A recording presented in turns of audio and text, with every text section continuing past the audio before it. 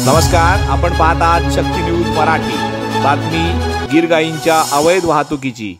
माणगावमध्ये 5 छोट्या टेम्पोत विनापरवाना 20 गीर गायींची वाहतूक। पोलिसांची कारवाई। बुधवार दिनांक 24 सप्टेंबर रोजी रात्री सुमारे 9 वाजता दत्तनगर येथे पत्रकार प्रमोद जाधव गेले असता त्यांना गीर गायीची वाहतूक करणारे छोटे टेम्पो संशयास्पदरित्या उभे असल्याचे दिसून आले। त्यांनी तात्काळ माणगाव पोलिसांना याबाबत माहिती दिली। चौकशीत उघड झाले की ज्या गोशाळेत ज्या गायी नेण्यात असल्याचे सांगण्यात आले होते ती मंडणगड तालुक्यात अस्तित्वातच नाही, त्यामुळे ही अवैध तस्करी असल्याचा संशय खरा ठरला। तहानलेल्या व भुकेलेल्या व्याकुळ गायी पाहून पोलिसांनी समाजसेवक सुरेश जैन व राजेंद्र जैन यांच्या सहकार्याने जवळीलच गोशाळेत गायींना हलवण्यात आले आहे।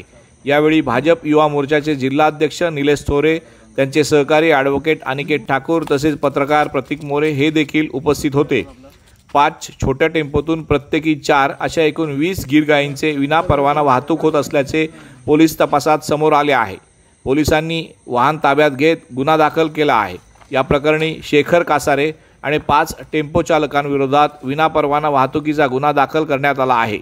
पेरियार गोशाळा फाउंडेशन, पोस्ट वासुंदे, तालुका सुधागड, जिल्हा रायगड व पोस्ट लाटवण, तालुका मंडणगड, जिल्हा रायगड येथील गोशाळेत नेण्यात येत असल्याचा बनाव करण्यात आला होता असेही समोर आले आहे। या संपूर्ण कारवाईचा तपास माणगाव पोलीस ठाण्याचे पोलीस निरीक्षक निवृत्ती बोराडे यांच्या मार्गदर्शनात सुरू आहे।